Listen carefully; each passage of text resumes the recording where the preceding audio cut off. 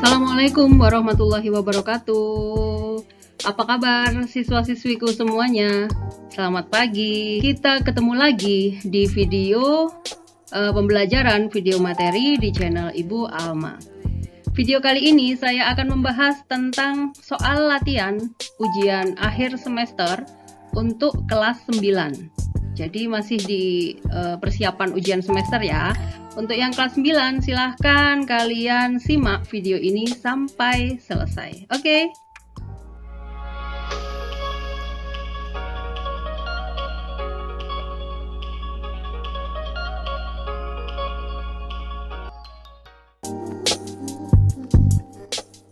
Untuk siswa-siswi semua, materi PAS atau ujian akhir semester kelas 9 semester 1 antara lain yang pertama adalah bab 3 untuk pewarisan sifat, yang kedua adalah bab 4 untuk materi listrik statis, dan yang terakhir adalah bab 5 untuk materi listrik dinamis.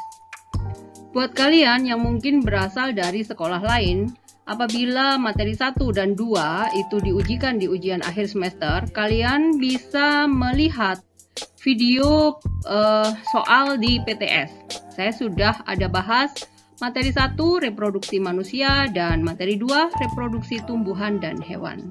Oke, jadi semua materi bisa kalian pelajari kembali. Mari kita mulai dengan soal yang pertama.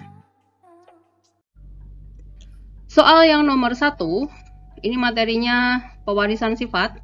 Sifat-sifat berikut yang akan diwariskan orang tua kepada anaknya melalui gen adalah, jadi ada beberapa sifat yang akan diturunkan. Sifat itu maksudnya morfologi, kemudian gen yang akan diberikan dari orang tua kepada keturunannya.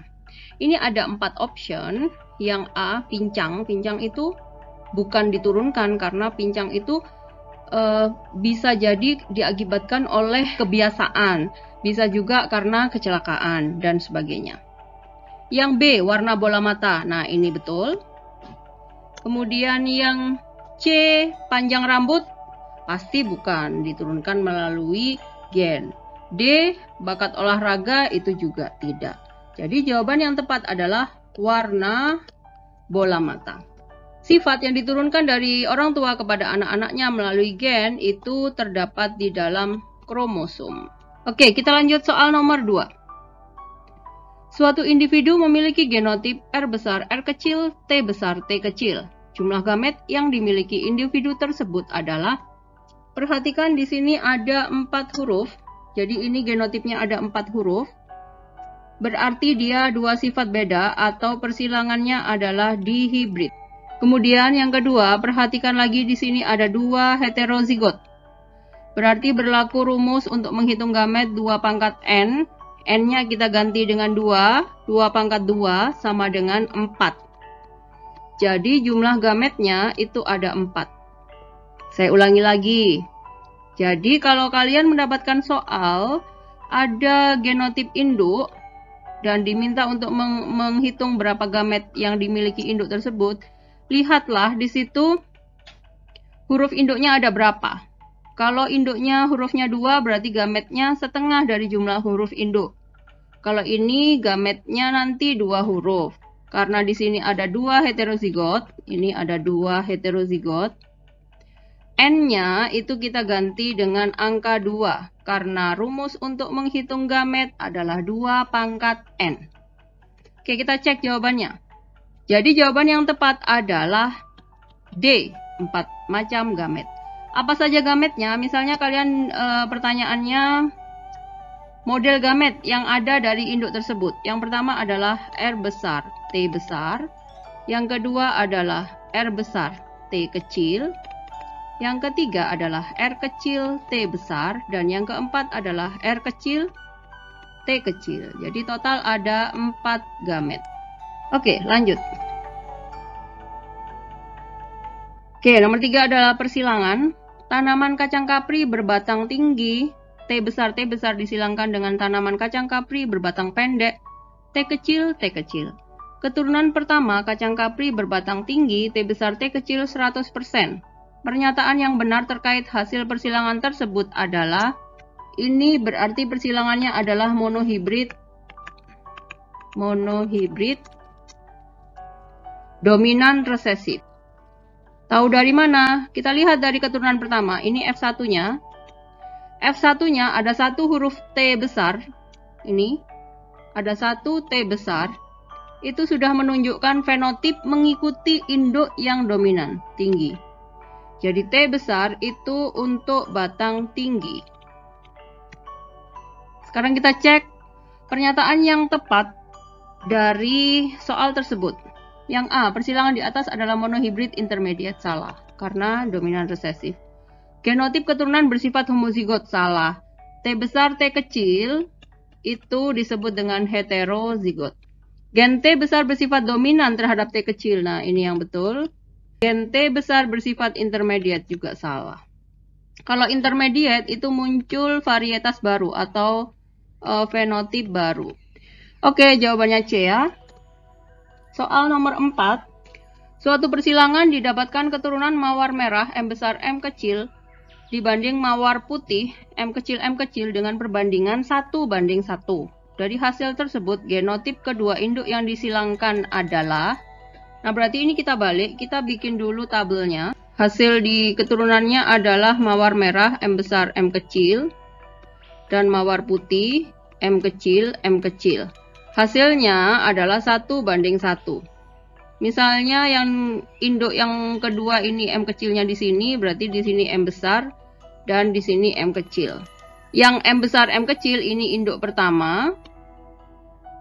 Yang M kecil ini pasti nanti berpasangan dengan M kecil juga. Gitu. Jadi induknya adalah M besar M kecil dan M kecil. Kita cari di option. M besar M kecil dan M kecil itu ada di D. Oke, jawabannya D ya. Jadi M besar M kecil itu dia punya dua gamet, satu M besar dan satu M kecil yang saya letakkan di atas ini. Kemudian yang M kecil itu gametnya di samping ini. Oke. Soal nomor 5. Pada persilangan monohibrid intermediate, kucing berambut hitam H besar disilangkan dengan kucing berambut putih H kecil. Keturunan pertama H besar H kecil memiliki fenotip intermediate. Di sini sudah dikasih keterangan monohibrid intermediate. Berarti dia muncul variasi fenotip baru. Artinya tidak mengikuti salah satu induk. H besar H kecil dia memiliki fenotip baru. Keturunan pertama F1-nya H besar H kecil tidak boleh hitam, tidak boleh putih. Berarti B. Jawabannya B. Kalau dia H besar H kecil hitam itu namanya dominan resesif. Kalau putih juga nggak mungkin, kucing gemuk apalagi. Jawabannya adalah B. Nomor 6. Pada persilangan monohibrid intermediate lagi ya, mawar merah M besar disilangkan dengan mawar putih M kecil. Berapa persentase dihasilkan mawar merah pada keturunan pertama? Nah, perhatikan di sini intermediate. Kalau intermediate berarti F1 karena di sini pakai M besar, saya tulis aja. P1 sama dengan M besar disilangkan dengan M kecil. Kalau ini merah, yang ini putih, F1-nya M besar M kecil tidak boleh mengikuti salah satu induk. Berarti kalau ditanyakan persentase munculnya warna merah berarti 0%. Nah, jawabannya adalah D. Karena kalau di F1 otomatis dia muncul warna baru, mungkin di sini pink. Merah dan putih kalau dia membaur jadi pink gitu. Warna baru karena dia intermediate ya. Ini fenotip baru.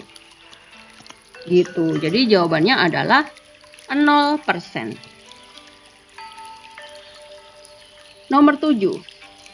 Jika gen B besar untuk bulat dan dominan terhadap B kecil untuk kisut, sedangkan gen K besar untuk kuning dominan terhadap K kecil untuk hijau, Maka berdasarkan tabel hasil persilangan di bawah ini, tentukan genotip dan fenotip persilangan tersebut. Perhatikan di sini gametnya. Gametnya ada 4. Karena di sini persilangannya adalah dihibrid atau dua sifat beda. Tahu dari mana dihibrid? Ini ada dua sifat nih. Nih, B untuk sifat pertama dan K untuk sifat kedua. Itu artinya dia dihibrid. Kalau dihibrid berarti 4 huruf. Kalau di sini ada gametnya 4, berarti dia dua-duanya heterozigot. B besar, B kecil, K besar, K kecil gitu ya. Saya tulis di sini ya. Induk yang pertama B besar, B kecil, K besar, K kecil. Terus di sini resesif. Berarti resesif semua. B kecil, B kecil, K kecil, K kecil. Ini dua heterozigot di sini. Berlaku 2 pangkat N. N-nya kita ganti dengan 2. 2 pangkat 2 sama dengan 4. 4 gamet. Nah, ini pas gametnya ada 1, 2, 3, 4 gitu. Genotip induk. B besar, B kecil, K besar, K kecil. Ini dominan, berarti bulat kuning. Dengan B kecil, B kecil, K kecil, K kecil. Kisut hijau. Berarti jawaban yang tepat adalah D. Bulat kuning dan kisut hijau. Oke, semoga kalian paham ya. Jadi ini rumusnya 2 pangkat N. Heterozigotnya yang dilihat. Heterozigot itu huruf besar kecil. Heterozigot. Ada 2. Jadi 2 pangkat 2 sama dengan 4 gamet. Ini gametnya 4, yang satunya induk kedua gametnya 1. Soal nomor 8. Golongan darah. Seorang laki-laki bergolongan darah A heterozigot menikah dengan wanita bergolongan darah AB. Kemungkinan golongan darah anak-anak mereka nantinya adalah laki-laki bergolongan darah A heterozigot. A, O. Karena dia A heterozigot ya. Berarti hurufnya berbeda. Itu sama dengan AO. A hetero dengan wanita bergolongan darah AB. Langsung kita bikin persilangannya. A, O, A, B. Ini kita silangkan. Oke. Kemungkinan golongan darah anak-anak mereka adalah A. Ini ada 2 jenis, ada A homozigot dan A heterozigot. Kemudian AB dan B. B heterozigot. Jadi jawabannya adalah A. Gitu ya. Semoga kalian paham ya. Nomor 9. Seorang wanita karier buta warna menikah dengan laki-laki buta warna. Kemungkinan anak-anak mereka yang buta warna sebanyak. Nah, yang perlu diingat, gen buta warna itu terpaut pada kromosom X dan bersifat resesif. Biasanya disimbolkan dengan CB. Oke, kita cek di sini sudah ada persilangannya. Perempuan karier, ini ada 1 CB di sini. Dan laki-laki buta warna. Laki-laki itu tidak ada karier karena laki-laki hanya memiliki 1 kromosom X. Kalau perempuan itu memiliki 2 kromosom X, jadi perempuan itu bisa karier, bisa juga normal penuh gitu. Kalau karier itu penampakannya normal, tetapi dia membawa gen buta warna. Nah, kemungkinan anak-anak mereka yang buta warna, karena di sini disebutkan anak-anak mereka saja, tidak disebut laki-laki atau perempuan, berarti keseluruhan ya. Yang buta warna ada yang perempuannya 1 dan laki-lakinya 1. Berarti 2/4 kali 100%. 25 kali 2 sama dengan 50%. Jadi jawabannya adalah C. Seandainya ditanyakan itu pada anak perempuan, berapa persen anak perempuan yang buta warna, karena perempuannya di sini muncul 2, satunya buta warna berarti 50% juga gitu. Tapi karena di sini keseluruhannya berarti bisa perempuan dan laki-laki semuanya gitu ya. Oke, kita sudah masuk ke materi listrik statis. Pada gambar di samping terdapat 4 buah benda yang bermuatan.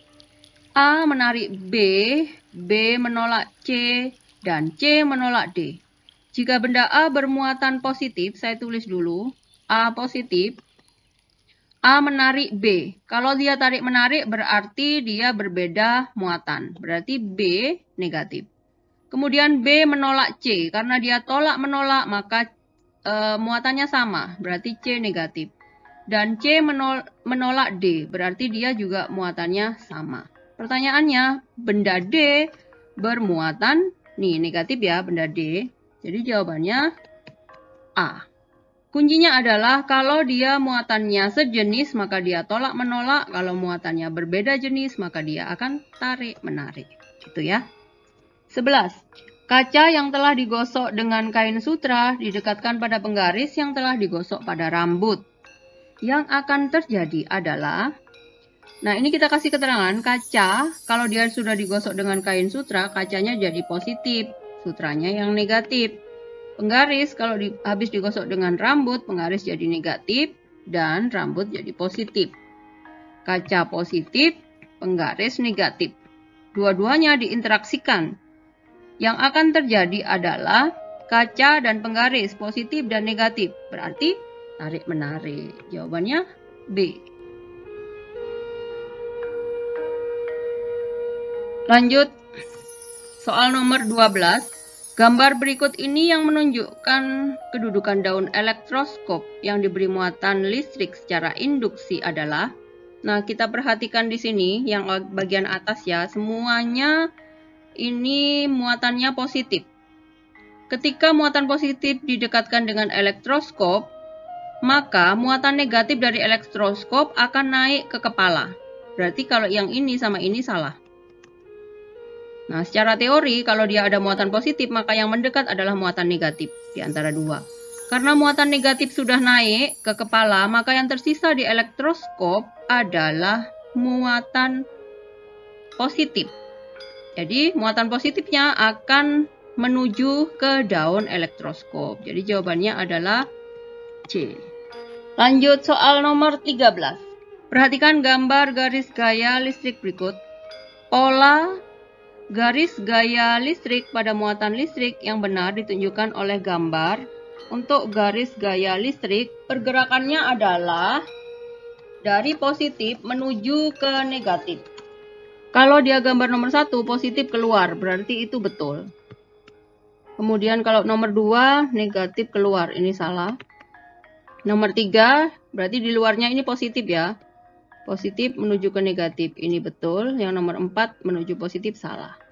Jawaban yang tepat adalah 1 dan 3. B. Ini ya kuncinya. Kuncinya yang harus kalian pegang adalah garis gaya listrik itu bergerak dari positif menuju ke negatif. Gitu ya. Oke. Nomor 14. Kita sudah masuk ke hukum Coulomb. Dua benda bermuatan masing-masing 4 mikrocoulomb dan 2 mikrocoulomb. Jarak dua muatan tersebut adalah 30 cm. Jika konstanta sama dengan 9 kali 10 pangkat 9, maka gaya yang dialami oleh kedua muatan adalah, rumus hukum Coulomb harus kalian ingat, yaitu F sama dengan K, Q, Q, rusak-rusak. Saya mengingatkannya selalu begitu. Ini F sama dengan K, Q, Q, rusak-rusak. Yang pertama, muatannya itu harus dikonversi karena di sini masih mikro. Jadi Q-nya harus kita konversi menjadi 4 kali 10 pangkat min 6 coulomb. Yang satunya Q2-nya 2 kali 10 pangkat min 6 coulomb. Kemudian jaraknya R 30 cm itu kalau dikonversi ke meter itu sama dengan 3 kali 10 pangkat min 1 meter. Sekarang kita masukkan ke rumusnya. F sama dengan K-nya adalah 9 kali 10 pangkat 9 kalikan 4 kali 10 pangkat min 6 kali 2 10 pangkat min 6 dibagi R-nya harus dikuadratkan ya. 3 kali 10 pangkat min 1 kuadrat. 3 kuadrat 9 kali 10 pangkat min 2. Supaya mudah, ini langsung kita eliminasi. 9 sama 9. 10 pangkat min 2 kita pindah ke pembilang supaya jadi positif, jadi 10 pangkat 2. Oke, sekarang kita akan gabung.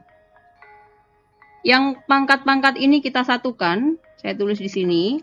9 positif dikurangi 6 dikurangi 6 ditambah 2. 9 ditambah 2 11. 11 dikurangi 12. 11 dikurangi 12. Jadi sisanya adalah minus 1. Oke, sekarang yang kita kalikan tinggal ini 4 kali 2.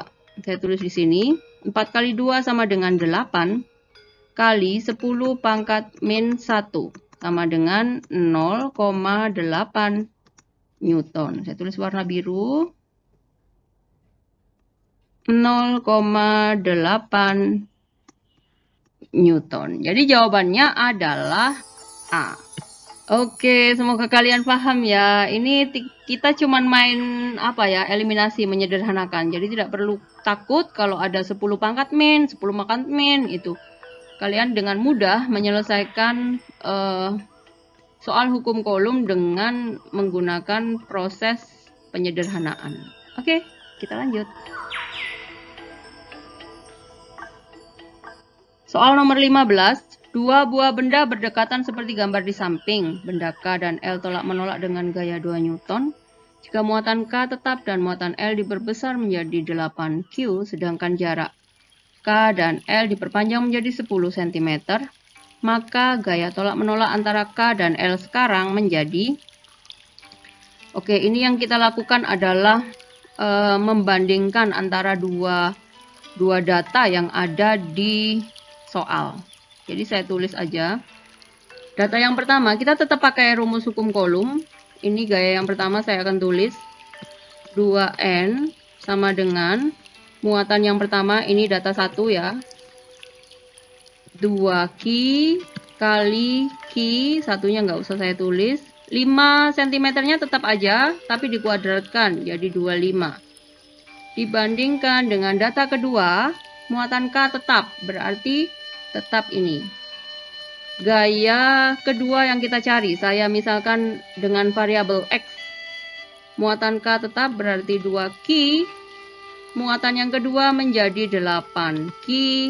Jaraknya jadi 10 kuadrat jadi 100. Oke, kita mulai untuk mengeliminasi. 100 dengan 25, ini 1, ini 4.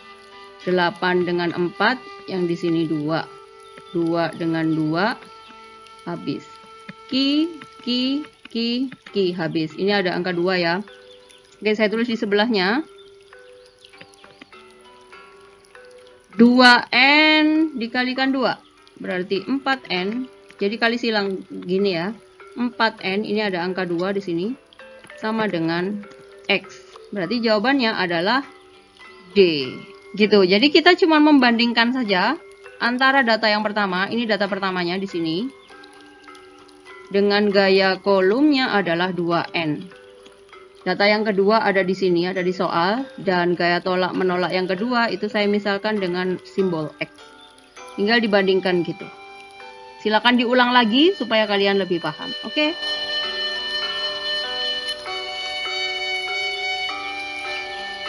Oke, kita sudah masuk ke materi terakhir yaitu listrik dinamis. Soal nomor 16, perhatikan gambar arus listrik di samping. Ini soalnya materi hukum Kirchhoff, di mana hukum Kirchhoff itu berbunyi jumlah kuat arus yang masuk ke dalam percabangan sama dengan jumlah kuat arus, ini saya tulis I, yang keluar dari percabangan. Itu adalah bunyi hukum Kirchhoff. Nah, sekarang kita cek mana kuat arus yang masuk.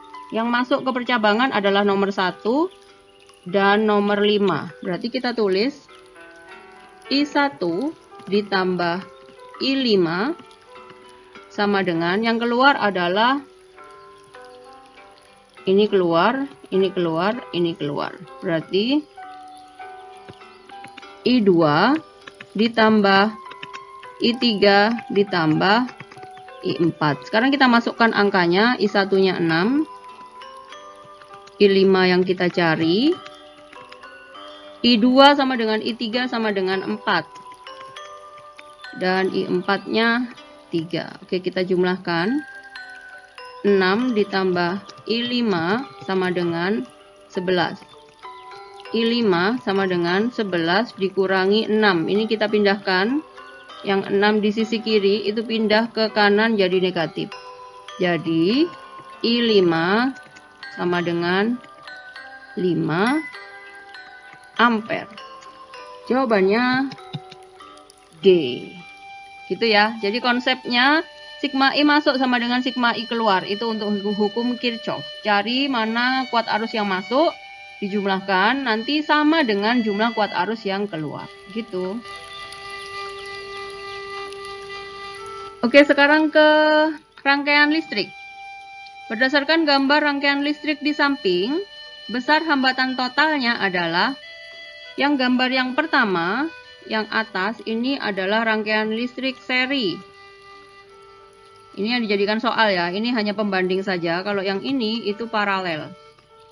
Karena rangkaian listrik seri itu R total seri sama dengan sigma atau jumlah dari R1 ditambah R2 ditambah R3. Jadi ini kita jumlahkan semua sama dengan 20 ditambah 10 ditambah 30 sama dengan 60 ohm. Jadi jawabannya D. Nah, berbeda sedikit di RP, di rangkaian paralel. Kalau menghitung total hambatannya, itu kita pakai 1 per. Jadi 1 per R1, 2.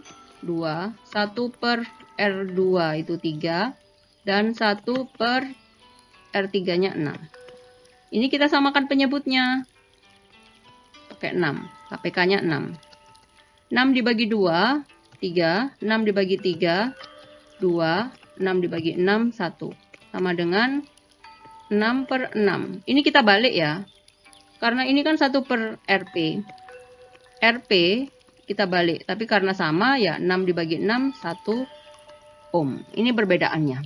Kalau seri tinggal dijumlah saja. Tapi kalau paralel itu harus pakai 1 per RP. Gitu ya. Soal berikutnya ini tentang sistem saraf. Jadi materinya adalah materi listrik yang ada pada sel saraf.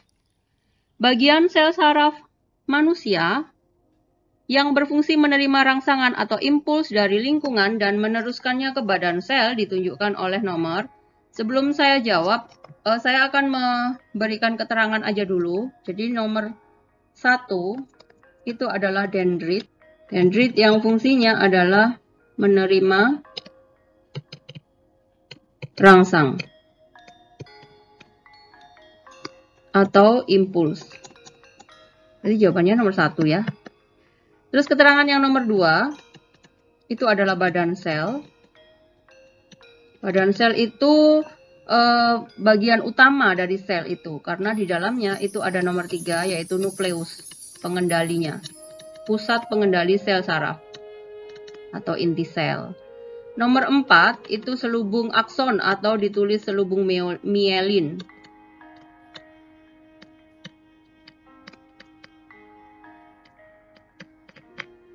Selubung mielin atau selubung akson. Ini fungsinya memberikan nutrisi dan sebagai pelindung. Yang kelima itu adalah akson. Fungsinya meneruskan rangsang. Dan yang terakhir adalah terminal akson. Fungsinya menghubungkan sel saraf yang satu dengan sel saraf yang lainnya. Oke, jadi jawabannya adalah 1. Dendrit yang berfungsi menerima rangsang atau impuls dari lingkungan dan meneruskannya ke badan sel. Badan sel nomor 2. Nomor 19. Berdasarkan rangkaian listrik di samping, untuk menyalakan lampu 1 dan 3 yang harus dilakukan adalah, perhatikan di sini, arus akan mengalir dari sumber tegangan. Kalau digambar begini berarti di sini positif, dia akan mengalir dari sini arusnya. Ini namanya rangkaian terbuka. Rangkaian listrik terbuka, lampu tidak bakal nyala. Untuk bisa menyalakan lampu, rangkaian listriknya harus menjadi tertutup. Di sini yang diminta adalah lampu 1 dan 3 itu harus nyala. Kalau saklar 1 ditutup, ini ditutup, maka yang menyala hanya lampu 3. Lampu 1 tidak menyala. Maka untuk menyalakan lampu 1 dan lampu 3, saklar 2 juga harus ditutup. Berarti saklar 1 dan 2 harus ditutup supaya lampu 1 dan lampu 3 bisa menyala. Otomatis lampu 2 juga menyala. Gitu ya. Ini namanya rangkaian listriknya tertutup. Kalau yang awal tadi dia rangkaian listrik terbuka. Gitu. Soal nomor 20, ini soal terakhir. Berdasarkan gambar di samping, besar kuat arus total rangkaian tersebut adalah, ini hukum Ohm ya. Berlaku V sama dengan I kali R. Ini beda potensial. Dengan satuan volt. Ini arus. Kuat arus dengan satuan ampere. Dan ini hambatan. Dengan satuan ohm. Pertanyaannya adalah kuat arus total. Perhatikan di sini rangkaiannya tersusun secara paralel. Berarti yang pertama kita hitung adalah 1/R paralel dulu. 1/6 ditambah 1/3. Kita samakan penyebutnya. 6/3 2. Sama dengan 3/6. RP jangan lupa dibalik ya. Jadi 6/3 sama dengan 2. Kemudian karena yang ditanyakan adalah kuat arus berarti I. I sama dengan, dari rumus ini, I sama dengan V per R total RP. V-nya 3 dibagi 2. Sama dengan 1,5 ampere. Jawabannya B. Oke, begitu ya, supaya kalian paham. Jadi hukum Ohm itu rumusnya adalah VR gitu. V sama dengan IR. Kalau pertanyaannya I berarti V dibagi R. Kalau pertanyaannya R berarti V dibagi I gitu. Dan harus dilihat ini rangkaiannya rangkaian apa. Kalau ini kan rangkaiannya paralel. Berarti berlaku 1/, seperti ini. Tapi kalau rangkaiannya seri tinggal dijumlahkan aja, ditambah gitu. Oke, semoga apa yang sudah saya sampaikan ini bisa kalian pahami dengan baik. Seandainya kalian masih kurang mengerti atau kurang paham, bisa diulang lagi videonya dari depan. Dan jangan lupa kalian juga bisa menyimak video-video materi saya, materi pewarisan sifat, listrik statis, dan listrik dinamis di playlist materi IPA semester ganjil, kelas 9 semester ganjil.